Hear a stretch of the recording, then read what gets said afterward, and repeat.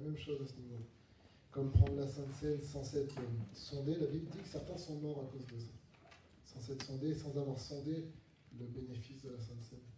Et aller louer Dieu sans être sanctifié, c'est s'exposer à bien des tourments, comme venir prêcher sans être sanctifié, c'est s'exposer à bien des tourments. Je l'ai fait et j'ai eu des problèmes. Donc je sais de quoi je parle, c'est une réalité, et Dieu fait exception de personne. Tout le monde est la même enseigne devant Dieu, et c'est pas trop marrant quand il tombe dessus. Même s'il te relève derrière. Mais en tout cas, là, je vous encourage à le faire. Plus vous serez sanctifiés, plus l'onction descendra, et plus les gens qui ne sont pas sanctifiés seront bouleversés par l'intermédiaire de votre ministère, parce que c'est bel et bien un ministère. Il ne suffit pas de savoir chanter pour faire de la louange. Mon frère disait au premier de l'an que, tu me diras si je me trompe, que certains chantent, mais ne louent pas, comment tu avais dit, et que d'autres, même en mangeant, ils louent Dieu en fait. C'est une disposition. Ouais, que c'est une disposition, ouais. Et que c'est pas tout de savoir chanter en fait. Et finalement, il y a des gens qui ne savent pas chanter, et je peux te garantir qu'il y a tiré de la voix, il y a l'onction, ce que je disais à Edwina la semaine dernière. J'arrête pas de dire la semaine dernière, vous comprenez que c'est la dernière réunion. Bah, à force de constater qu'elle est arrivée, on avait déjà tous les yeux fermés, on chantait de la louange en anglais pour les bilingues. Moi je priais vu que je suis pas bilingue. Et une voix s'est levée derrière moi, et c'est pas la voix que j'ai entendue, j'ai senti d'un coup l'onction qui est tombée, et je savais que cette onction elle venait d'une diagonale derrière moi. Et je me suis retourné et Edwina a commencé à chanter. Elle n'était pas au micro, puis elle est arrivée toute penaud, je suis en retard, je me fais toute petite. Et pourtant, quand elle a chanté, il y a eu l'onction. Comme quoi, c'est pas l'endroit où tu es humainement, c'est l'endroit où tu es spirituellement qui te donne d'être un aimant de l'onction. Amen. Donc le titre de ce message, vu que Jephthé m'a obligé à en trouver un, il m'a dit sinon je te donne pas le micro. Et il est venu libérer les captifs. Vous avez vu Jephthé en vieillissant, il devient dur. Hein. Il menace et tout. Il est venu libérer les captifs, qui est le titre d'un livre que je n'ai jamais lu, mais j'ai trouvé le titre super cool. Et c'est exactement ce que Jésus est venu faire, libérer les captifs. Vous allez partir en avance, les copains? Vous allez partir en avance? Probablement. Probablement, ok, c'est pour savoir si on doit vous mettre là. Si je t'ai guetté, les nuages ne lâchent pas ces derniers temps. J'ai envie de le pousser à ne pas être qu'un papa humain. Voilà, être un homme spirituel, chose à laquelle il est appelé. La Bible, elle déclare, on va lire plusieurs passages, tout un chapitre dans l'Ancien Testament, comme j'aime bien le faire, et tout un chapitre dans le Nouveau Testament, et on va en prendre 2 points. La Bible, elle déclare que Jésus est venu libérer les captifs, mais captifs de quoi? Vous savez, l'esprit qui colle le plus, c'est pas l'esprit des démons. Même si quand un démon te possède, c'est tendu. Mais il peut être chassé. Mais il y a un esprit qui ne sera jamais chassé de toi. C'est même pas l'esprit de Dieu, parce que l'esprit de Dieu vient un moment il n'est pas là, un moment il part. Mais le seul esprit qui ne sera jamais chassé de toi, sinon c'est que tu es mort, c'est ton esprit. Donc tu es fort. L'esprit où il faut le plus faire gaffe, bah, c'est ton esprit à toi. Parce que lui, il te colle jusqu'au bout. Comme j'ai dit il n'y a pas longtemps à mon frère, je ne sais plus dans quel contexte, j'ai dit je me connais bien, ça fait longtemps que je vis avec moi. Et c'est vrai, ça fait 26 ans que je me côtoie. Et j'apprends à me connaître encore aujourd'hui. Mais voilà, ton esprit, tu dois vraiment y faire attention parce que finalement, certains vont aller dans des séminaires de délivrance. La vérité, la Bible ne parle jamais qu'il y aura des ministères de délivrance. Donc déjà, il faut se méfier de ce genre de ministère. Certains peuvent avoir un certain don, une autorité, mais ce n'est pas un ministère en soi d'aller prier pour la délivrance. Ce n'est pas un ministère biblique, ce n'est pas marqué dans la Bible. La Bible dit que tout ministère accomplira la délivrance.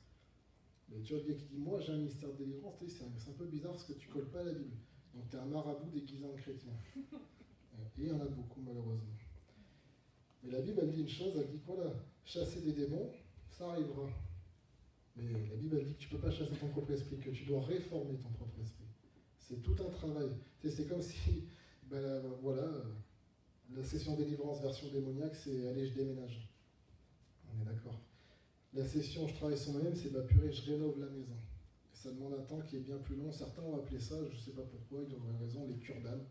Chacun son titre, il y en a, ils aiment bien donner des thèmes un peu médicaux. Ils n'ont pas fait d'études, mais ça leur fait du bien. Moi j'appelle ça une rénovation. J'ai pas fait de bâtiment pourtant. Donc on va lire un passage, je suis désolé, j'aime bien mettre un peu d'humour, ça me détend. Dans Josué chapitre 5, et tout le chapitre.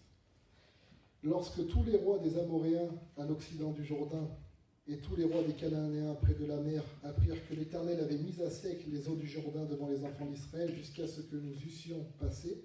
Ils perdirent courage et furent consternés à l'aspect des enfants d'Israël. Ça, c'est vraiment puissant parce qu'on va faire des études de texte ce soir. C'est pas un message.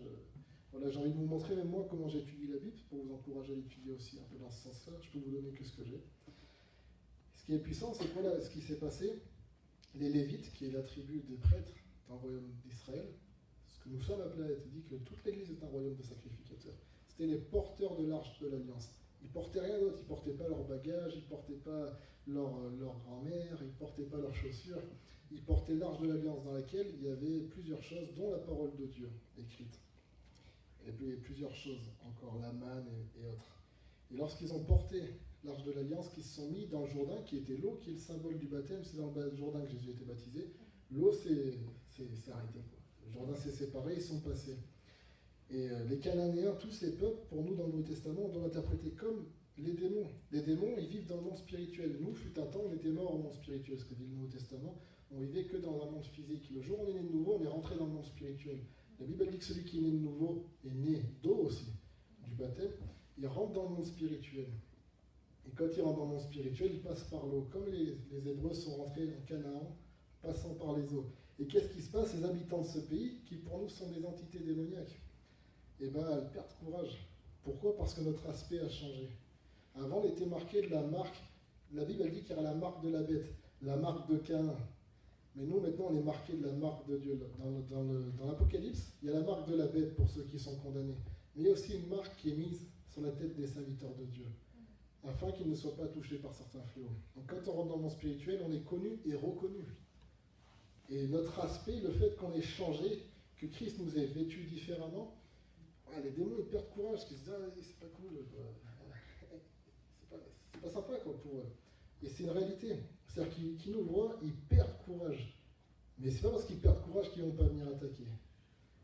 Voilà, ils se disent c'est chaud, mais du coup ils vont redoubler d'efforts. Moi en ce moment je regarde pas mal des combats de boxe, de tout genre. Et on a regardé avec un de mes oncles, celui qui a parlé la dernière fois, le jour où on est venu parler avec mon oncle, la veille on avait passé la nuit pour un combat de boxe. On avait oublié que c'était à l'heure américaine, ce qui fait qu'on pensait que c'était à 20h30, c'était à 5h du matin, ce qui fait qu'on n'a pas beaucoup dormi avant de prêcher. Et c'était un boxeur qui s'appelle Tyson Fury, je le cite parce qu'il est chrétien, donc honorons ceux qui servent Jésus-Christ. Et ce gars-là, en fait, il n'était pas chrétien auparavant, champion du monde de boxe poids lourd. Et après, il est tombé dans la drogue, tout ceci, cela. Et entre-temps, il s'est converti. Il a perdu en moins d'un an 60 kilos. Et donc, il avait perdu son titre de boxe parce que c'était devenu un drogué qui n'avait pas remis son titre en jeu pendant plusieurs temps. Et le nouveau champion de boxe, c'est vraiment dommage, petit-fils de pasteur. Mais lui, c'est vraiment un possédé. Lui, il tue le poulet, il doit tuer la moitié de son village à chaque fois avant de combattre, je pense. Et il le dit. Et en fait, Tyson Fury, c'était plus le champion du monde. Et ce petit jeune, il disait, moi, mettez-moi Tyson Fury, vu que paraît-il que c'était l'ancien champion, je vais le mettre KO. Et je vais vous montrer que je suis le nouveau champion. Tyson Fury, il va dire, c'est peut-être l'occasion de se remettre en scène. Tout ça, il prie, je pense qu'il a reçu une direction. Il dit, ok, d'accord, je vais venir. Mais tu sais, c'est compliqué la boxe. T'as un gamin de 25, 30 ans, toi t'en as 45, l'autre il est tout jeune, et puis je vous dis, un vrai solide, moi je serais jamais allé sur le ring de ma vie, j'aurais même payé pour pas y aller, en étant sincère. Et il dit, ok, j'y viens. Et voilà la conférence où il se rencontre les boxeurs, le boxeur petit-fils de pasteur, et il débarque, il dit à Tyson Fury, écoute, tu sais ce qu'on va faire? Moi je vais venir avec la force de tous mes ancêtres, en fait je vais faire des incantations, quoi. Je vais venir avec une force spirituelle, je vais détruire.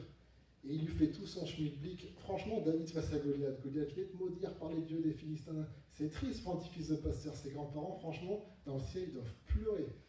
Et Tyson Fury, il le regarde, qui lui n'est pas petit-fils de pasteur, mais qui lui s'est réellement converti. Il lui dit, arrête tout de suite, je crois pas en tes salades. Mon sauveur est Jésus-Christ. C'est beau, la télévision, là, c'est les championnats du monde. Hein. La place, c'est 3 000 € la place. Là, les gars, ils croient en Jésus, tout le monde se fout d'eux. Mais ils croient en Jésus. Il dit, ok, mais moi, je vais venir au nom de Jésus. Bref, ils font le combat, tout le monde donnait Tyson Fury perdant, l'autre c'est un puncher et tous ces combats ils les a gagnés par KO au premier round. Au bout de 15 rounds, Tyson Fury toujours là, il prend des patates, il se fait honnêtement, et puis il en donne aussi. Hein.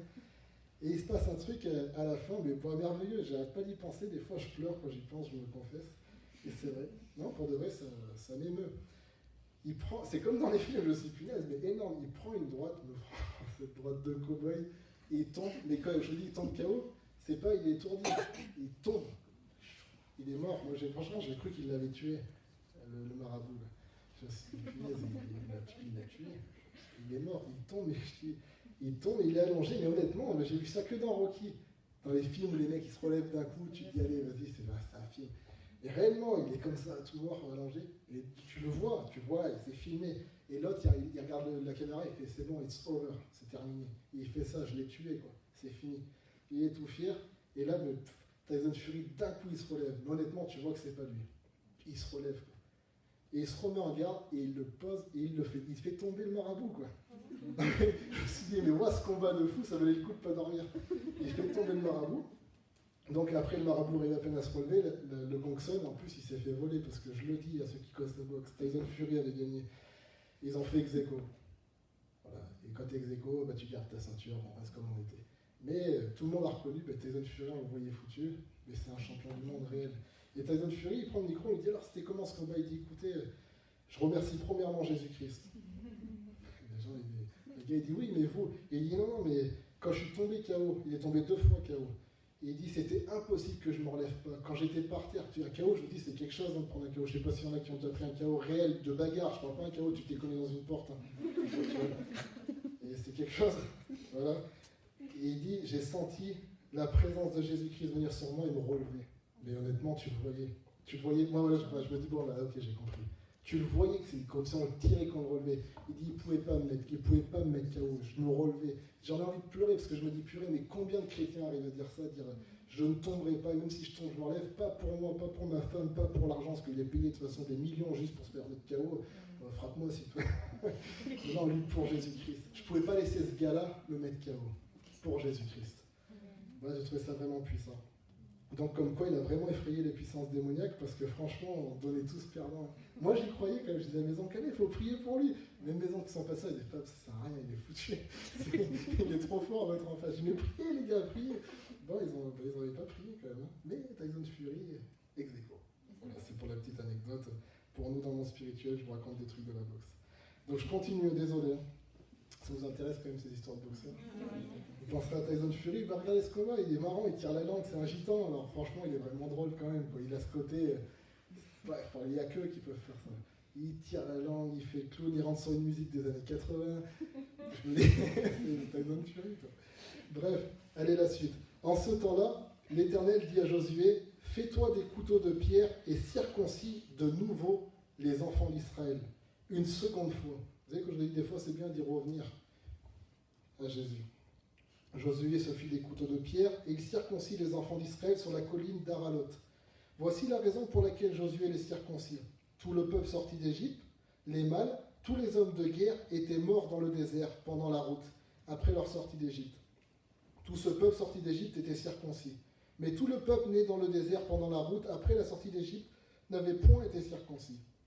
C'est un peu bizarre quand même, parce que tu te dis, alors pourquoi tu les circoncis une seconde fois s'ils n'ont pas été circoncis? Tu circoncis une première fois. C'est-à-dire qu'il y a un sens caché à comprendre. Parce que lui considère que c'est une seconde fois. Comme quoi le peuple, les ancêtres, et ça fait qu'une seule personne. Comme j'ai dit un jour, il n'y a qu'un seul monsieur Mignard. Pourtant les deux. Mais ce nom, il y a plusieurs hommes qui l'ont porté, mais il n'y a qu'un seul nom Mignard. C'est notre nom famille, mon frère et moi. Donc quelque part, dans ce nom, on fait un. Vous me suivez? Comme en Jésus, on fait un dans le nom de Jésus. Donc ce qu'avaient fait les ancêtres avait un impact. Et Dieu considérait qu'il devait être circoncis. L'entité qui était Israël devait être circoncis une seconde fois. Hop. Ouais. Car les enfants d'Israël avaient marché 40 ans dans le désert jusqu'à la destruction de toute la nation des hommes de guerre qui étaient sortis d'Égypte et qui n'avaient point écouté la voix de l'Éternel. L'Éternel leur jura de ne pas leur faire voir le pays qu'il avait juré à leur père de nous donner, pays où coule le lait et le miel. Ce sont leurs enfants qu'il établit à leur place, et Josué les circoncis car ils étaient incirconcis, parce qu'on ne les avait point circoncis pendant la route. Lorsqu'on eut achevé de circoncire toute la nation, ils restèrent à leur place dans le camp jusqu'à leur guérison. L'Éternel dit à Josué, « Aujourd'hui, j'ai roulé de dessus vous l'opprobre. » On a parlé de l'opprobre il y a 2-3 semaines, qui est la honte.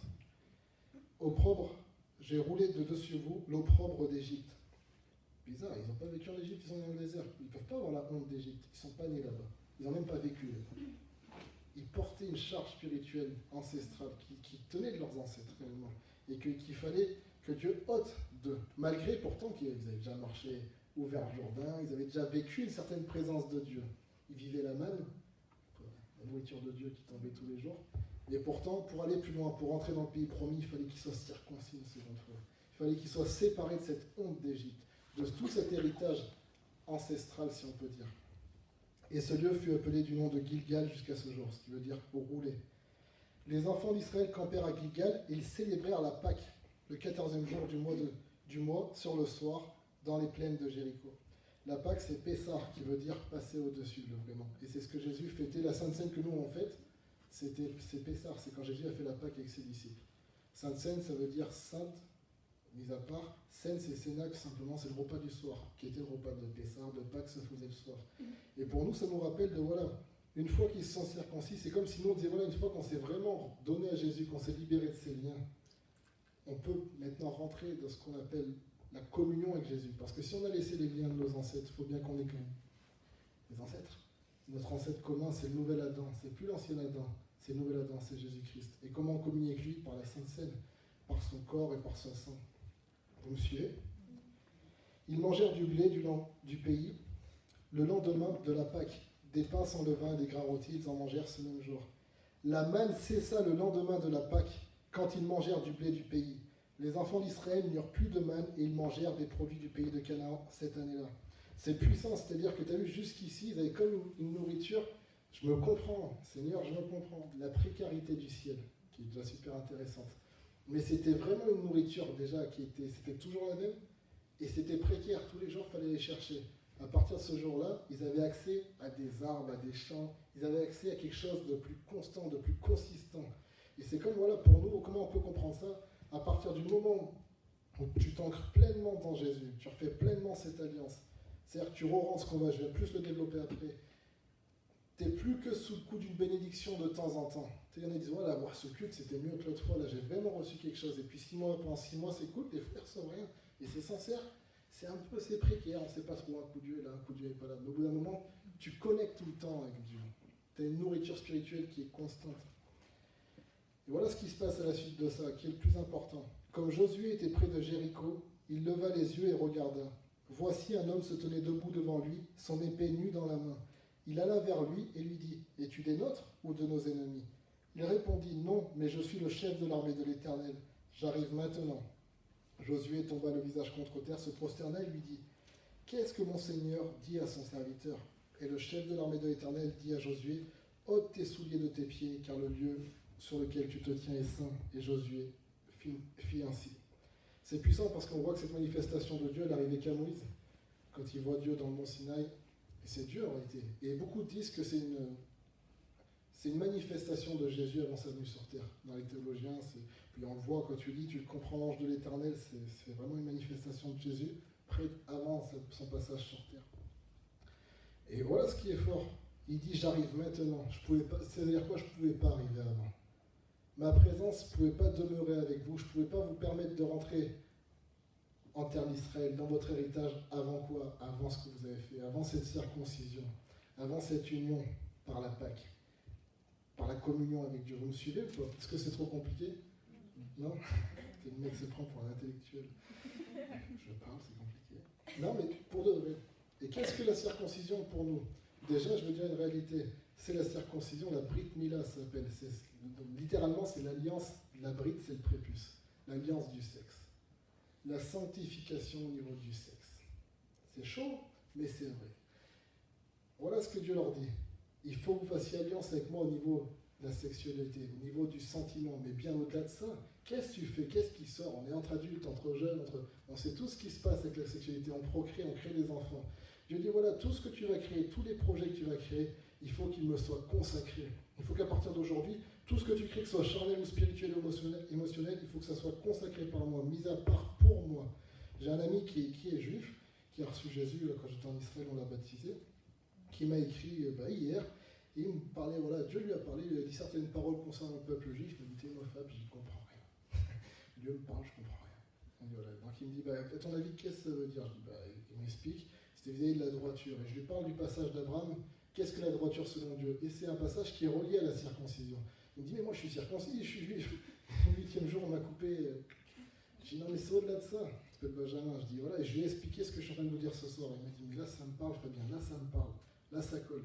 Je dis, voilà, il faut que tout ce que tu fais, tu te consacres à Dieu maintenant. Il faut qu'il y ait Dieu dans tout ce que tu fais.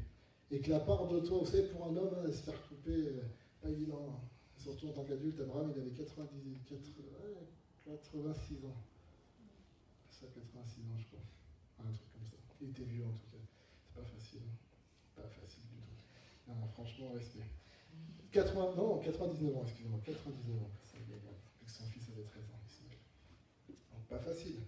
C'était une manière de s'oublier. Une manière, et pour les femmes, c'est pareil. Dire voilà, à partir d'aujourd'hui, c'est plus mon sentiment qui me guide, c'est ma consécration à Dieu. Vous me suivez? Et regardez ce qui est puissant, parce que là, on ne va pas que parler de ça, c'est pas le plus intéressant. C'est que finalement, au travers de ça, qu'est-ce qui réparait? Il réparait l'erreur de leurs ancêtres. L'erreur de leurs ancêtres. Alors, il y a l'erreur de nos ancêtres humains, nous. Nous, c'est un peu difficile de lire l'Ancien Testament, parce qu'on peut voir nos parents, tout ça, ce qui est vrai. Et là, je pense que tout le monde a fait à peu près un week-end de rencontre, on a brûlé des feuilles, et je brûlé des héritages de mes parents. J'y crois, je me moque un peu, parce que c'est mignon, mais j'y crois réellement, Dieu le sait. Mais on n'a jamais pensé de briser les héritages de nos parents spirituels, de ceux qui nous ont précédés dans l'esprit, de ceux qui étaient chrétiens avant nous, de ceux qui réellement ne sont pas rentrés dans la promesse de Dieu. Moi, je vais être choquant, et désolé pour ceux que ça vexera, mais de ce groupe de jeunes qui étaient avant ceux qui sont ici tout de suite. De ce groupe de jeunes qui étaient avant le vôtre, qui était le nôtre, qui déjà n'étaient pas du tout rentrés dans ce que Dieu voulait. Pourquoi? Problème de bride, problème d'alliance, problème de sentiments. C'est des problèmes sentimentaux qui ont créé la dispersion de ce premier groupe de jeunes. Deuxième groupe de jeunes, c'est des problèmes sentimentaux qui ont encore créé. Le diable tape toujours de la même manière. Mais ça, on ne pense pas à briser ces héritages. Quand on dit, mais attends, dans ce groupe, il y en a qui ont 5 ans de moins que moi. Pourtant, ils étaient là avant toi. Et ces héritages-là, on pense, c'est vrai ou pas, Charlène? On ne pense jamais à les briser. On pense, parce qu'on se dit, ben non, j'ai l'héritage, ok, de mon père, ma mère, mon église, et c'est vrai, mais ça on le fait dès qu'on arrive à l'église, en règle générale, au bout de 10 mois, tu as toujours un pasteur pour te dire, tu as des liens dans ta famille. Et c'est vrai, tu pries, tu les brises, tu fais, je sais pas, tu fais ce que tu veux, tu sautes 2 fois en l'air, mais en tout cas, ça s'arrête. Tu coupes quelque chose. Au bout d'un moment, hein, il y a un avant et un après, le week-end de rencontre. Mais on ne pense pas à ceux qui nous ont précédés spirituellement. Et c'est exactement ça qui se passe. Il dit, voilà ceux qui étaient avant vous. Vous portiez encore quelque chose de... Ça s'appelait la honte d'Égypte. La honte du monde. Et j'aimerais vous dire une chose, c'est que là, parlons même pas de l'église, même si ça colle pour l'église, c'est bien que ce soit filmé, mais là, on est dans le groupe de jeunes. La jeunesse et les vieux d'aujourd'hui sont les jeunes d'hier, donc c'est pareil pour vous les anciens. Mais la jeunesse est marquée par l'Égypte, elle est marquée par le monde, elle est marquée par le bling-bling, par le matérialisme. C'est pas un souci, hein. Moi, la voiture qui est devant, c'est la mienne, elle est assez sympa quand même, non? Hein? Voilà, mais je ne suis pas matérialiste. Je l'ai, je peux l'avoir, je vais la donner, ça me change absolument rien. Donc le souci, c'est pas tes belles chaussures Timberland. Le problème, c'est comment. Est-ce que c'est ça qui te définit? Je sais bien que non. J'ai écouté ton témoignage sur Facebook. Et oui, c'est très puissant. Donc c'est pas ce que tu as, c'est comment tu considères ce que tu as. Et dans ce milieu chrétien, il y a beaucoup de kékés. Vous savez, au premier plan, allez, je me lâche. Hein. T'as vu, là, tu sens que je vais dégommer tout ce qui est gris. Mais je le pense et je me dégomme dedans aussi, hein, bien sûr, en premier lieu. Mais on écoutait, il y avait des clips qui passaient. Bon, c'est sympa, il n'y a pas de souci. Hein. Mais purée, qu'est-ce qu'il n'y a pas l'onction de Dieu? Qui est-ce qui n'a pas Dieu? Mais qui est-ce qui n'a pas Dieu? Non, mettez-moi, c'est vrai que je suis choquant, mettez-moi du Booba, au moins je suis fixé, je sais qui il est. Tu vois? Moi, ceux qui sont mimi, je sais pas trop, mais t'es français ou t'es... Moi, je suis métis, on dit, t'es d'où? Tu es exotique. C'est bien, humainement, c'est un petit genre, ouais, je suis exotique. Tu es arabe, moi je suis capverdien, mais en fait essentiellement portugais, mais finalement j'ai un peu de sang indien. Tu dis, mais t'es tout n'importe quoi, toi. Bon, humainement c'est mignon, mais spirituellement c'est dangereux. Le métissage spirituel, ça n'existe pas, parce que la Bible dit, tu ne peux pas manger à la table de Dieu et à la table des démons. L'orgueil, vous savez, à un moment j'ai regardé, moi je vous dis la vérité, j'ai regardé ce groupe de jeunes, j'ai regardé la jeunesse chrétienne, je me suis regardé dedans. Voilà ce que Dieu m'a dit. Tu sais, il y a comme une écorce, on en a parlé avec Lydie, alors c'est la même chose, comme une écorce qui les empêche d'éclore. Elle s'appelle l'orgueil. L'orgueil. Et c'est une réalité. Il y a beaucoup d'Égypte. Il y avait beaucoup d'Égypte au milieu de nous auparavant. Il y en a beaucoup qui pensent être des cracks spirituellement. Ils ne sont pas grand-chose. J'ai fait partie de ces gens-là. Et quand Dieu m'a mis, comme à la Odyssée, tu te crois vêtu, mais tu es nu. Bah, d'un coup, j'avais plus de pantalon. Et la Brit Mila, la circoncision, elle était assez rapide. Parce que c'était chaud. Et j'aimerais vous éviter de passer par là. Mais c'est une réalité. Dans la jeunesse chrétienne et dans ce qui nous a précédés, dans ce que nous sommes, nous portons un héritage qui n'est pas bon et qui est l'Égypte. Et c'est de cet héritage-là, en premier lieu, qu'on doit penser à le briser et dire, écoute Seigneur, on ne veut pas que ça refasse la même chose. Vous savez comment ça fera? Fut un temps, Jaja, tu peux en témoigner, vous avez fait une super belle soirée, on était 140. Là, on est 20. Après, il faut être honnête, sur les 140, il y en a qui étaient venus regarder de la danse. C'était pas que des chrétiens. Donc voilà, je sais très bien qu'il n'y a jamais eu 140 jeunes dans cette église. Mais quand même, c'est intéressant de voir comment tout s'est pété. Et je précise réellement, là je le dis à ceux qui regardent, à ceux qui sont là, quand je parle d'histoire, sentiment, je vise personne, parce que tout le monde est dedans. Et tu peux, ah, c'est eux deux. Non, c'est pas eux deux, c'est vous tous, c'est nous tous. C'est nous tous, de tout ce que nous n'avons pas fait, de tout ce que nous aurions dû faire. C'est nous tous sans exception. Si l'un faute, on faute tous. Moi, je suis dans ce sens, tu t'en touches un, tu nous touches tous. Voilà. Donc, je précise avant qu'on se dise quoi que ce soit qui ne soit pas vrai, que je sois obligé après de m'agacer et d'aller reprendre ceux qui critiquent. Et vous n'aurez pas envie non plus, moi non plus, et Dieu non plus. Donc, on évite. Mais voilà, pour cet héritage, ben moi je vous dis, il est temps qu'on se pose une question et qu'on se pose un Dieu qui Seigneur, on te demande pardon, même pour les péchés de ceux qui nous ont précédés. Que ce soit le groupe qui avait il y a 2 ans, il y a 10 ans ou il y a 30 ans, même dans d'autres églises, même dans d'autres générations chrétiennes. Tu dis, Seigneur, aujourd'hui, on vient briser les liens de nos ancêtres. Parce que nos vrais ancêtres, ce n'est pas nos parents forcément, c'est nos ancêtres en Christ. Ce qu'ils n'ont pas réussi, Seigneur, tu as vu, s'ils sont morts dans le désert, s'ils sont morts dans l'errance, nous on veut vivre en Canaan, nous on veut prendre la terre promise, nous on veut rentrer dans la dimension du royaume de Dieu. Et peut-être qu'ils sont morts pour que nous on puisse rentrer aussi. C'est pas juste dire, ah, ils étaient nuls, on veut être forts. C'est, bah écoute, ils ont réussi à un certain niveau, Seigneur. Et voilà, à la fin, ils ont un peu loupé. Ben nous, on va réussir pour eux. Vous voyez? Moi, une chose que j'avais dit à ma mère quelques mois avant son départ, je lui ai dit, tu sais, je ne sais pas comment tout ça va finir, mais sache que ce dans quoi tu n'es pas rentré, tu y rentreras parce que tu y rentreras au travers de Jonathan et de moi. Et ça l'avait beaucoup touché. J'ai dit, parce que nous, ce que tu as commencé, là où tu as semé, nous on récoltera et on profitera de la moisson tous ensemble. C'est ce que dit la Bible pour les disciples, pour récolter là où vous n'avez pas semé. C'est biblique.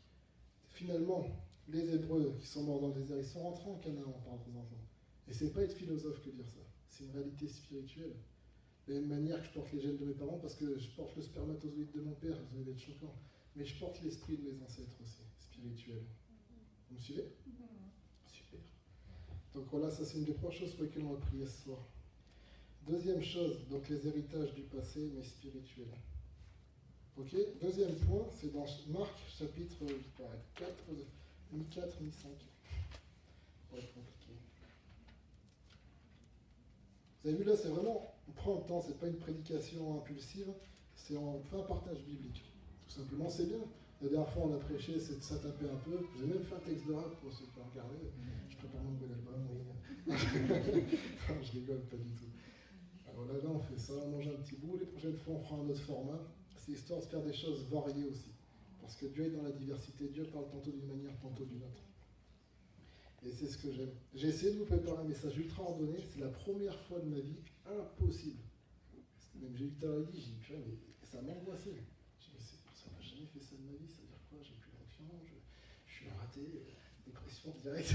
Mais pour de vrai, j'étais vraiment dans mon lit, c'est à 6h30, j'ai toujours pas de message. J'ai le thème, quoi, tu vois. C'est bizarre, ça n'a jamais fait ça. Ça n'a jamais fait ça.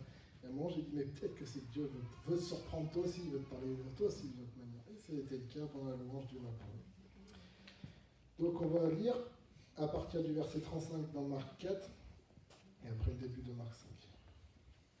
Ce même jour, sur le soir, c'est la même chose, encore un soir, et pour situer le contexte, Jésus est en train d'enseigner. Il ne fait que parler. C'est ici que je précise qu'après il va agir. Ce même jour, sur le soir, Jésus leur dit à ses disciples, passons à l'autre bord.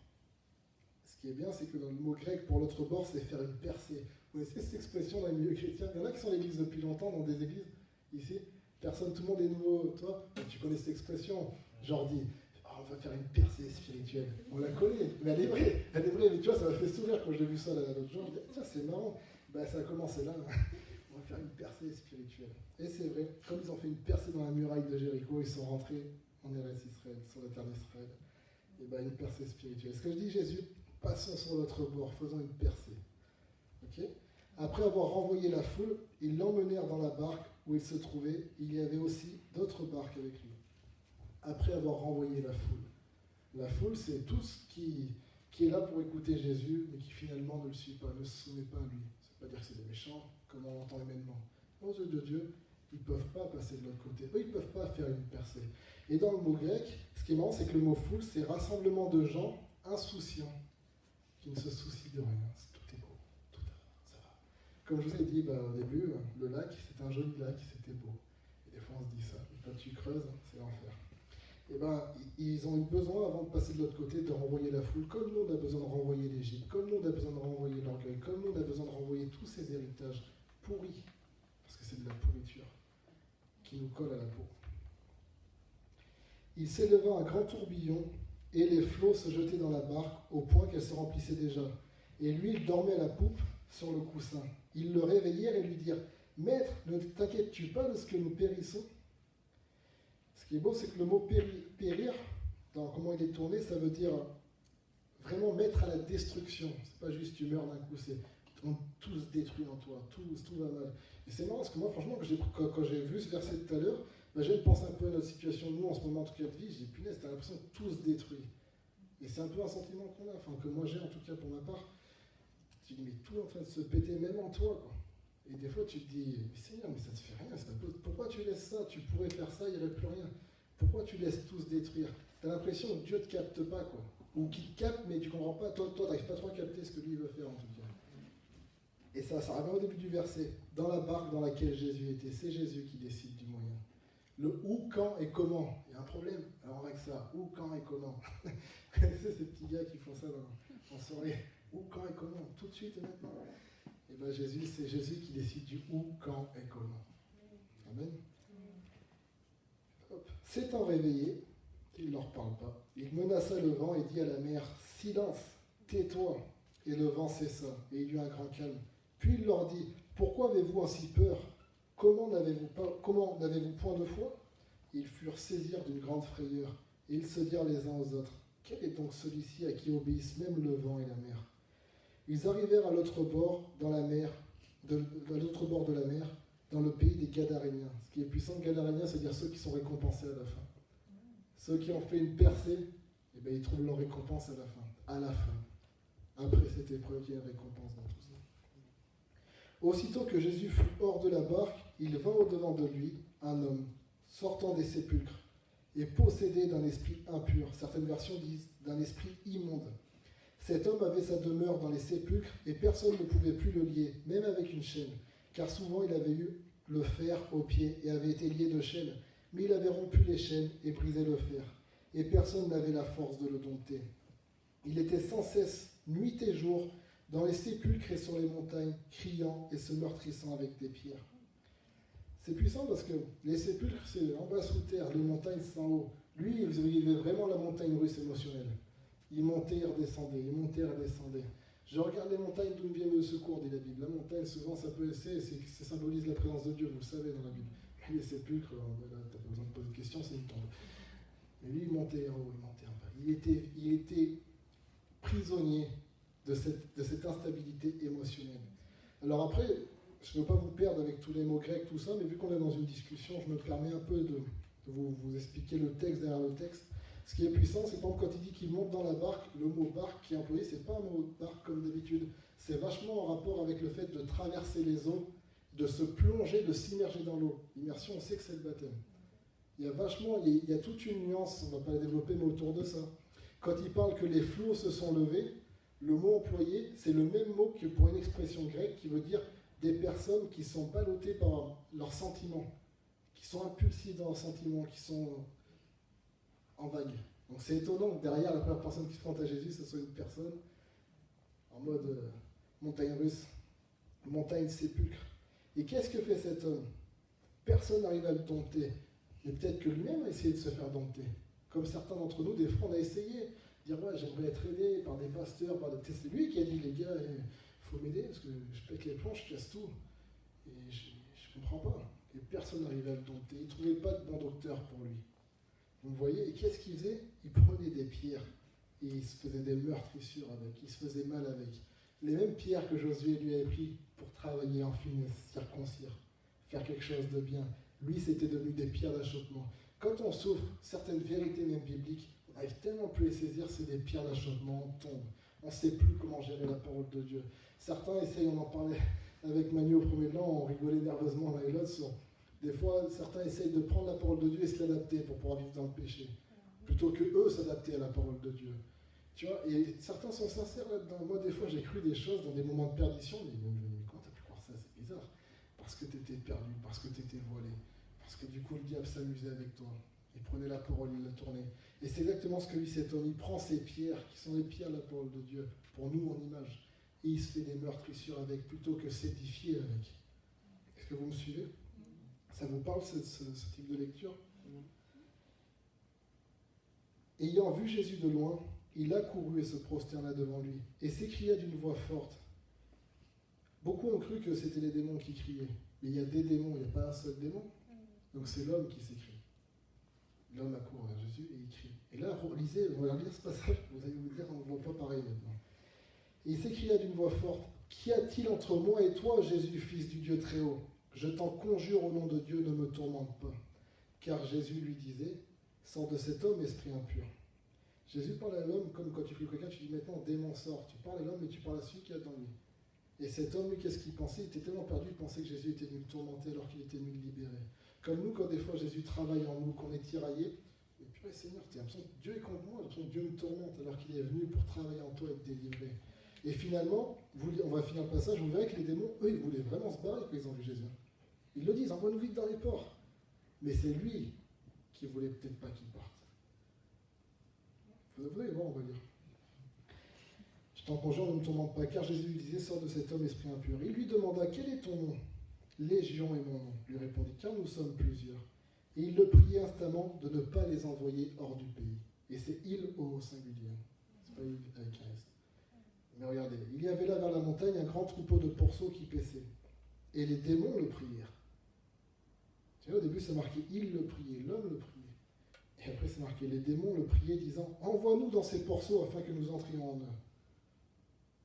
Tu vois, des fois, nous, on a un propre malheur, et on pense que c'est nous-mêmes. On dit, mais non, mais on a peur que Jésus chasse notre identité. Je ne sais plus qui, je ne sais pas, m'a dit un jour, j'ai peur qu'en venant à l'église, et ben, Jésus vienne en moi et je ne serai plus moi-même. Mais ce n'est pas toi-même qui pense ça. C'est les démons qui pensent ça.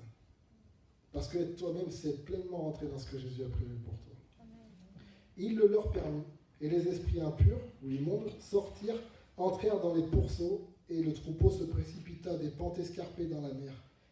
Et il y avait environ 2000, et ils se noyèrent dans la mer. J'aime bien une version, je crois que c'est l'Osterwald qui dit « ils s'étouffèrent dans les eaux, par les eaux ».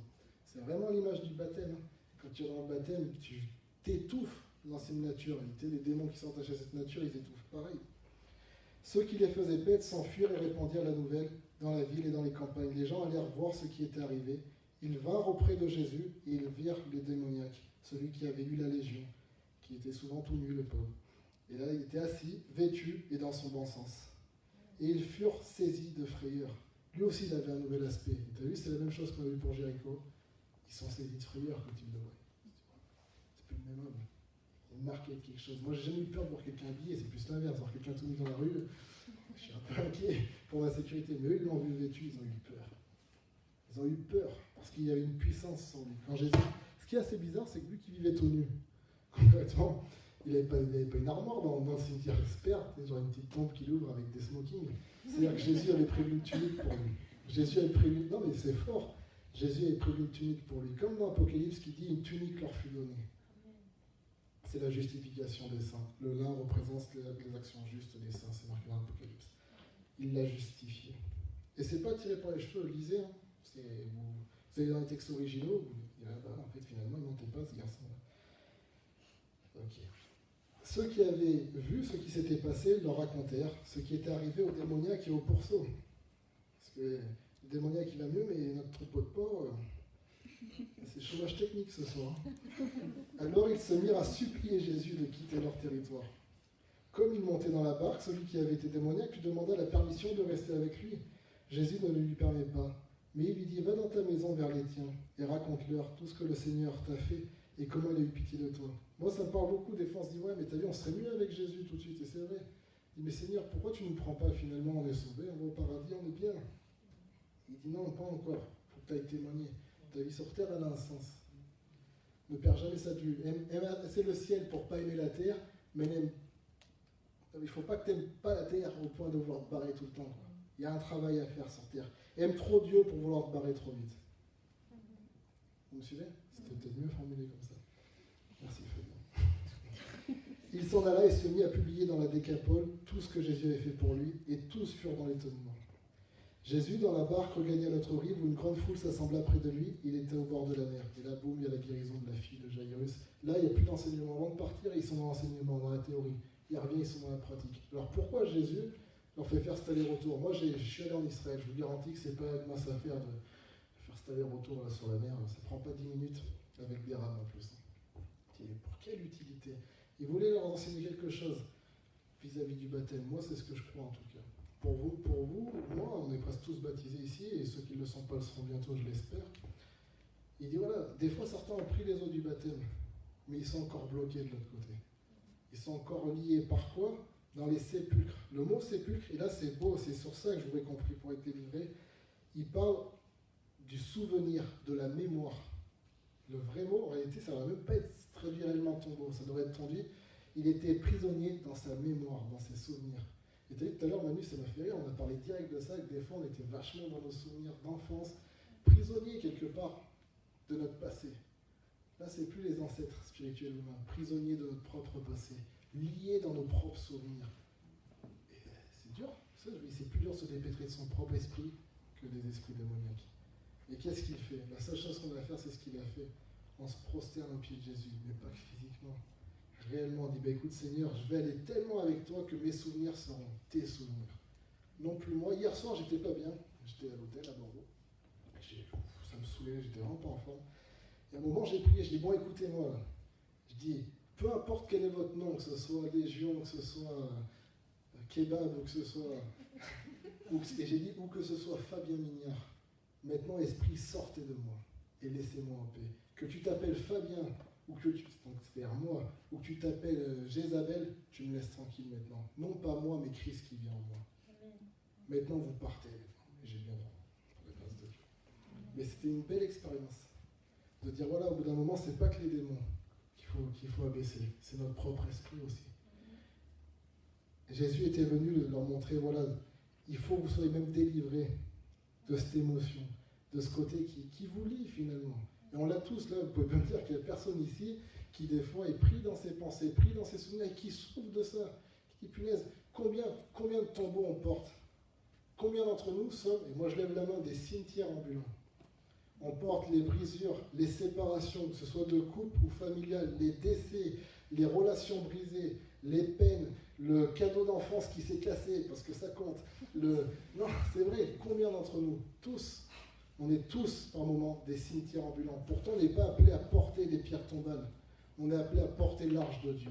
C'est pour ça que le diable essaie de nous gaver et de nous charger d'un tas de souvenirs, d'un tas de situations émotionnelles qui nous troublent. Parce qu'il sait que tant qu'on a ça, on ne peut pas porter l'arche de Dieu. L'arche de Dieu, c'est la parole de Dieu. Médite ce livre de la loi jour et nuit, et tu réussiras dans toute tes entreprises. Dieu veut que sa parole elle devienne vivante en nous, et c'est ce qu'il montre à ses disciples. Et tu vois, moi j'ai entendu, c'était comme mon frère, tu étais commencé à l'église, dans une certaine église, et on t'avait dit, voilà, non c'est pas toi, c'était Nathaniel qui m'a dit ça, que dans cette église, il s'avère qu'on pensait que voilà, quand tu étais baptisé, t'as plus de soucis. Quoi. Pas dans le sens que tu n'auras plus de soucis dans la vie, mais je veux dire, spirituellement, t'es clean. Et tu vois, moi je pense que ce mec-là, il aurait été aujourd'hui, il était victime de ça. C'est mais non, il est baptisé, c'est réglé. Alors tu vois, il y avait des choses qui n'étaient pas encore réglées en lui. Et il fallait que Jésus aille le voir de l'autre côté. Et je crois que Jésus ce soir, il vient nous voir de l'autre côté, il dit voilà, ça aussi je suis venu le régler. Je suis venu vous délivrer les captifs des démons, mais je suis venu délivrer les captifs des générations passées. des héritages mauvais spirituels, mais je suis aussi venu délivrer les captifs d'eux-mêmes. Parce que je reprends ma phrase de début, c'est plus facile de chasser un esprit, ou même de faire fuir l'Esprit de Dieu, que de se chasser soi-même, parce que ça, c'est impossible. Il faut réformer notre esprit, dire, Seigneur, je viens à tes pieds, Seigneur Jésus. Je sais que tu n'es pas venu pour me tourmenter, comme cet homme craignait. Moi, tout ce qui en moi me pèse, je veux plus ces yo-yo. Entre la montagne et ses sépulcres, je veux plus tout ça, Seigneur. Mais tu sais que je ne peux pas changer ça. J'ai dit, oui, je sais, c'est pour ça que je suis là, sinon je ne me serais pas déplacé. Tu dis, maintenant, je veux que tu m'aides. Je veux être libéré de moi-même. Plus simplement des esprits qui m'oppressent. Je veux être libéré de moi-même. Jésus ne peut pas être possédé. Ok? Si c'est Jésus qui vit en toi. Si c'est plus toi, mais Jésus qui vit en toi, tu ne seras jamais possédé. Jésus n'est pas tourmenté. Si c'est plus toi qui vis, mais Jésus qui vit en toi, c'est toi qui tourmenteras les mauvais esprits. Vous me suivez? Vous voyez, c'était simplement ça que je voulais vous partager ce soir. Je sais que c'est quelque chose de très calme, d'un peu longué, mais c'est une étude biblique. J'aurais pu être plus long. Quand je le fais pour moi-même, je suis beaucoup plus long. Ça prend plusieurs jours. Je sais que vous n'avez pas tout ce temps devant vous. Mais voilà, dans tout ça, il y a vraiment une parole de Dieu. De dire, voilà, maintenant, il faut balayer la honte d'Égypte, la honte du passé. La honte aussi, la honte, c'est comment dire, c'est ce poids, ce fardeau qui réellement pèse même sur nous, la vérité. Et qui ne veut pas qu'on avance. Moi, je dis ça, Lydie, tu te rends compte, Lydie, ça ne peut jamais être tranquille quand on veut aller faire un message. Il y a toujours de l'opposition. Même en moi, le premier, il y a toujours un moment comme ce soir où d'un coup, aucune raison, je suis énervé. Et t'es pas de t'énerver, tu t'es connu, tu dis, mais c'est bizarre, tu dis, t'as aucune raison. Mais tu boues en toi, quoi. Et je me dis, mais je suis dans ma chambre, j'ai prié, je dis, mais Seigneur, c'est toujours compliqué comme ça. C'est obligé d'être toujours compliqué comme ça. Il y a quelque chose qui ne veut pas qu'on réussisse ce groupe de jeunes. Je ne veux pas vous faire peur, parce que Jésus est plus loin, et si on est là, c'est qu'on réussit. Mais c'est une réalité. La jeunesse d'aujourd'hui, c'est les anciens de demain, c'est ceux qui éduqueront les anciens de demain. Et peut-être parce que certains de nos anciens, de nos jeunes d'hier n'ont pas réussi, et qui sont les anciens d'aujourd'hui, que notre jeunesse en est un peu des orphelins, sans père ni mère spirituel. Bien souvent, malheureusement. J'en parle beaucoup de ça avec le pasteur Pierre. Je dis, t'as vu, c'est assez compliqué pour les jeunes d'aujourd'hui. Plus personne pour les enseigner. Il n'y a que des gens qui flambent. Il n'y a que des Égyptiens. Moïse, à un moment, c'était le fils de la fille de Pharaon. Après, c'est devenu Moïse. Après, c'était juste un fils des Lévites, mais c'était un fils de Dieu. Au bout d'un moment, il n'est pas pointé. Je vous délivre parce que je suis le fils de la fille de Pharaon avec ses bling-bling. Vous avez vu le roi le prince d'Égypte? Alors, c'est pas vraiment comme ça que c'est passé, parce qu'il avait quand même 80 ans quand il est revenu. Mais bon, on oublie ça. À un moment, il jette tous ses colliers. Et il est face à cette grande tempête de sable. Et il jette ses colliers. Il jette son identité de l'Égypte. Loin de lui. Et c'est ce que je nous appelle, j'ai bien dit je me mets dedans, je nous appelle à faire. À dire, voilà, maintenant, on s'écarte de tout ça. On dit, voilà, Seigneur, on va vraiment repartir avec toi. Vraiment, sincèrement. Même ceux qui ont été baptisés, écoute, Seigneur, comme si je me replonge dans la réalité. Je ne vous demande pas d'aller vous faire baptiser demain, c'est fait. Mais je me replonge dans la réalité spirituelle du baptême. La prochaine fois que vous prendrez la Sainte Seine, vous penserez à ça, dire, écoute, maintenant, je m'unis réellement à l'identité de Jésus-Christ, pas que à ses meurtrissures, à son corps, à ma guérison, mais à son identité. Il est mon ancêtre. Voilà, et quand vous prierez chez vous, quand on prie ce soir, dire, Seigneur, je sais que tu as la puissance pour briser tous les liens. Brise les liens qui m'attachent à moi-même. Brise les liens qui m'attachent à ce passé, parce que ce passé, je ne choisis pas de le ressasser. J'en suis victime. Et une victime ne se délivre pas elle-même. Alors Seigneur, maintenant, je te demande de même de changer ma perception de ma vie, de me changer. Réellement, je suis devant toi, je fais un check-up. Je ne remets pas en question mon voisin. Je ne remets pas en question ma mère, mon père, ou je les cite eux parce que c'est mes frères et sœurs et mes amis, donc il n'y a pas de mal. Je suis pas en train de me dire, qu'est-ce qu'on fait Daniel et Jonathan à l'époque sur le groupe de jeunes? Ils ont fait du bon boulot. Mais je me dis, qu'est-ce que moi je peux faire pour ce groupe de jeunes? Qu'est-ce que je n'ai pas fait durant ces 10 ans que j'étais dans cette église? Et qu'il y a 10 ans, je prêchais ici à l'une des premières réunions de jeunesse, Jaja, tu n'étais même pas à l'église. Qu'est-ce que j'ai fait pendant les 10 ans qui ont suivi? Tu te dis, voilà, une remise en question sur soi, pas une déprime, dire, maintenant je m'en mets en question, ok, j'ai pris le package un peu difficile, Seigneur, je pose ça à tes pieds, maintenant donne-moi ton package, qu'est-ce qu'on va faire? Vous me suivez? Tu veux rajouter quelque chose peut-être, sur ta jolie frise? On fera après. Ok, je te laisse prendre la suite alors. C'est parti. Comment ça vous a parlé cette petite étude? Oui. Vous pouvez dire non, ça ne me vexera pas, on dira, t'as vu, c'était un peu chaud, ça t'a parlé, c'est un peu bizarre. Je dis non, tu vas pleurer? Non, c'est bon alors. Je dis ça tous les soirs à Lydie quand on parle un peu ça, je dis Je touche tes pommettes. Ouais. Tu vas pleurer, Lydie. Maintenant, si j'avais pleuré, c'est raté. Ok, c'est bon. Non, je rigole, c'est pas ce que je veux dire. Eh ben, Lydie, je te laisse prendre la suite. Parce que j'ai beaucoup parlé, j'ai soif. Non, l'idée, en tout cas, je sais pas si ça vous a parlé, je pense que oui. Je pense que ça parle à tout le monde, puisque finalement, on est tous concernés par cette idée. Et je rigole à cause de la caméra. Ils ont été obligés de la baisser parce que je fais pas la montée qu'il fallait. Et l'idée, c'est un petit peu ce que j'ai fait sur cette frise qui est là. Il y a cette citation en anglais qui dit Day one or one day. Et j'ai mis Day one directement, comme ça on passe directement à l'action. L'idée, c'est un petit peu, est-ce que tu veux le faire aujourd'hui? Est-ce qu'aujourd'hui c'est ton jour numéro 1? Ou est-ce que c'est un jour, quoi? Un jour je ferai ça, ou un jour je ferai comme ça. Un jour je vais changer, un jour je vais servir Dieu. Ou est-ce que là c'est maintenant, c'est aujourd'hui, quoi? Donc je sais que vous voulez tous le faire, puisque c'est la décision que tous ont pris il y a 3 semaines, quand on a fait la dernière réunion. C'est pour ça que j'ai mis Day one directement, comme ça on y va, on passe à l'action directe. Et l'idée de cette prise, c'est un petit peu de noter de ce côté, avant le Day one, qu'est-ce qui nous retient en arrière en fait? Qu'est-ce qui nous empêche de passer justement au jour 1? Qu'est-ce qui nous empêche de passer à l'action? Tous individuellement, mais aussi en tant que groupe, au final. Parce qu'au final, on est tous un, c'est ce qui est écrit dans la Bible. Il y a plusieurs membres, mais qui forment un seul corps. Donc au final, on est tous concernés les uns les autres. Et si l'œil va pas bien, le pied va pas bien, si la main va pas bien, l'épaule va pas bien, si le nez va pas bien, les cheveux vont pas bien. Ça marche, tout fonctionne ensemble. Donc s'il y en a un de nous qui a quelque chose qui le retient, finalement, ça retient tout le groupe. Et d'autant plus ceux qui dirigent le groupe, qui dirigent la louange, ils ont une responsabilité en plus. Parce qu'ils ont une influence aussi sur les autres. Donc d'autant plus, on retient les autres si on a quelque chose qui nous retient dans cette partie. Et la flèche, elle avance tout le temps. Et c'est un petit peu le temps, c'est que le temps, ça avance, et le temps ne s'arrête pas. Mais par contre, on peut marquer des étapes dans le temps. Et il y a une étape qui est aujourd'hui, où c'est le jour numéro 1, où on va faire ce changement de cap. J'aime bien cette expression, un avant et un après. Et j'aimerais que dans nos vies individuelles à chacun, et dans la vie de ce groupe aussi, c'est pas que parce que c'est le nouvel an et qu'on a changé d'année, mais qu'il y ait un avant et un après. C'est un bon moment pour changer, puisque comme ça, même le nez change, tout change. La date, tout ce qu'il faut.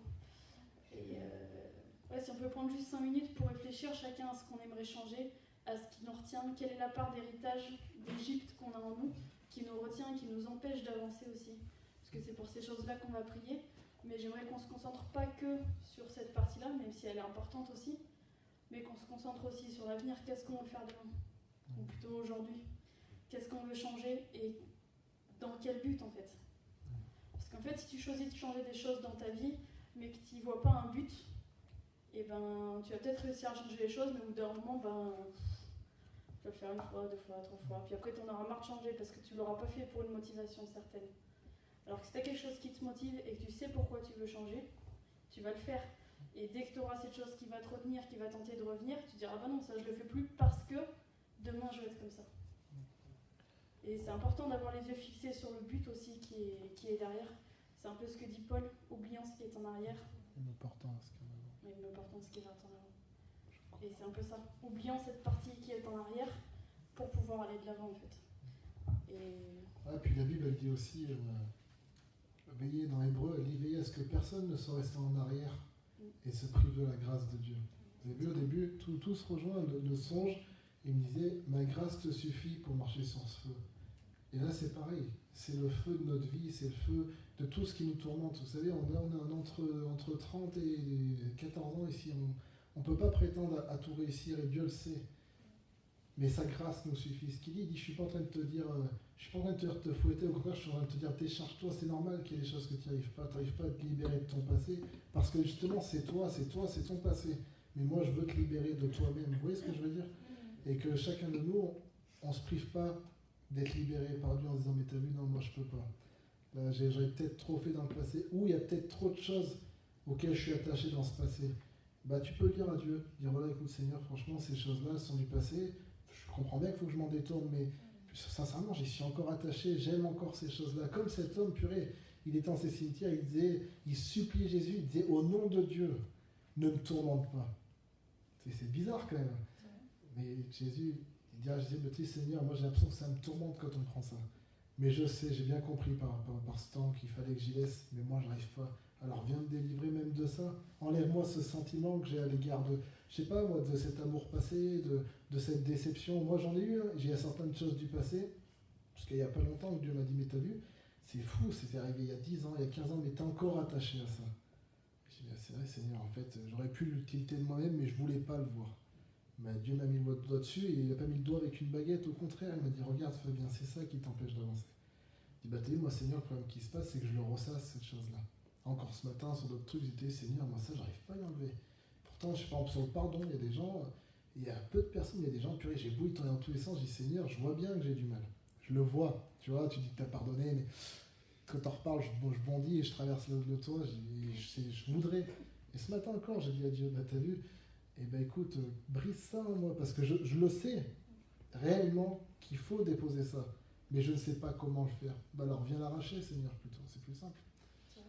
Voilà, c'est vraiment ça, que personne ne se dise, bah t'as vu, je peux pas. Si tu peux, parce que c'est Jésus qui peut, c'est Jésus qui va le faire. Il faut juste que tu lui donnes cette permission. Et la grâce de Dieu me suffit. En réalité, c'est vrai ce que tu dis. Je sais. Je sais que c'est vrai, c'est pour ça que je le dis. Non, je sais pas vous faire rire, je dis ça. Mais en tout cas, c'est une réalité. En tout cas, ce qu'on fait là, cette frise, on n'est pas dans un cours de développement personnel, quoi. Non, du tout. Il y en a assez ailleurs. Pas besoin dans l'église, pitié. Pas de yoga. Pas de yoga, pas de. On n'est pas là juste pour se détendre, faire un point sur notre vie, ou voilà. C'est des choses qui sont réelles. Et il y a des choses qui nous retiennent d'avancer. C'est pas juste pour libérer notre esprit ou pour faire je ne sais quoi de bizarre que d'autres font. Mais c'est une réalité. Et j'ai aimé ce que tu as dit aussi, de laisser personne en arrière. Si on le fait et qu'on le fait en groupe, qu'on le fait ensemble, c'est pas pour quand on va rentrer chez nous, dire bah t'as vu Ce qu'il a fait l'autre. lui il a dit ça, il a mis ça dans ce qu'il voulait faire derrière, ça veut dire qu'il a fait ça et qu'il a fait ça. C'est pas C'est vraiment pareil, hein. S'il y en a qui ne veulent pas laisser quelque chose physiquement sur la frise, et le laisser voilà, spirituellement, t'es pas obligé aussi. ça aussi, c'est pas, on va pas vous demander de venir Allez écrire votre écrire, vie sur le papier, c'est pas le projet. Si vous voulez le faire, vous êtes libre de le faire. Mais c'est pas, on n'est pas une exposition, quoi. On n'est pas là pour exposer les vies de chacun, le passé de chacun. Il y a des choses qui sont douloureuses douloureuses. Dans le passé de tout le monde, il y a des choses qu'on n'a pas aimées, qui nous ont blessés. Il y a des choses dont on a honte, dont on est mal à l'aise devant Dieu. Et on l'est tous parce qu'on a tous été pécheurs.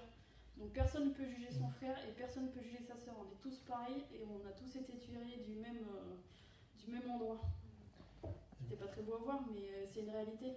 Donc c'est pas un jugement, c'est pas pour être jugé ou pour faire du voyeurisme ou je ne sais quoi. C'est au contraire pour qu'on puisse tous avancer et qu'on puisse le faire ensemble aussi. Dans cette unité du corps de Christ, qui est une réalité aussi. C'est pas juste une idée, une belle idée sympa. L'idée de l'unité, de la fraternité, avant d'être la devise de la France, c'est des principes chrétiens aussi. Aussi et surtout, en réalité. Sauf qu'ils n'avaient que le principe, mais ils n'avaient pas la puissance active qui est l'Esprit de Dieu. De la même manière que les gens qui font des cours de développement personnel, après tu as l'impression que les chrétiens, on pompe sur eux ceux qui ont pompé sur nous. Mais eux, ils ont une belle philosophie, mais ils n'ont pas la puissance qu'est le Saint-Esprit, qui est une puissance active et qui met en action ces choses-là. Donc ils ne sont que dans la théorie. Nous, ce qu'on fait, ça peut ressembler à ça, mais finalement, lorsque tu vas te mettre en mouvement, que tu vas te mettre dans la prière, que tu vas chercher la face de Dieu, la différence avec eux, c'est que toi, tu ressortiras, tu seras une nouvelle personne. Réellement. Aujourd'hui, j'étais dans le train avec une personne, je vais peut-être me lever, j'étais dans le train avec une personne, pour ne pas vous tourner le dos, qui avait 54 ans, qui me racontait, moi je rigole, c'est nerveux, il s'appelait Laurent, un contrôleur, je l'ai rencontré, la première fois que je le vois.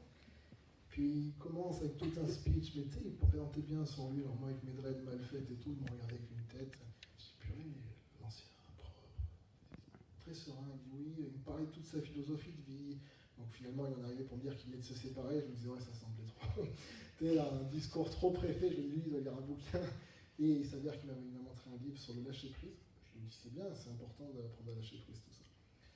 Et je lui ai parlé après de nous, pas de notre philosophie, de notre réalité. De foi, du potentiel que Dieu met en chacun, de comment le développer selon Dieu. Bah, le gars il m'a regardé, il m'a dit mais j'ai plutôt une question, t'as quel âge? J'ai 26 ans.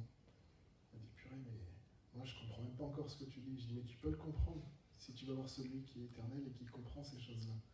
Et ben nous, on n'est pas rentré dans une philosophie, on ne vous vend pas un livre marqué lâchez prise et donnez-nous 50 € à la fin. Non, parce que c'est ce qu'ils font. On vous appelle à venir à ce qui est gratuit et ce qui fonctionne. C'est Jésus-Christ, c'est la délivrance. Et avant de continuer, je vais te demander de couper comme ça, parce qu'après ça devient pour ceux qui sont là. Ciao. Peace.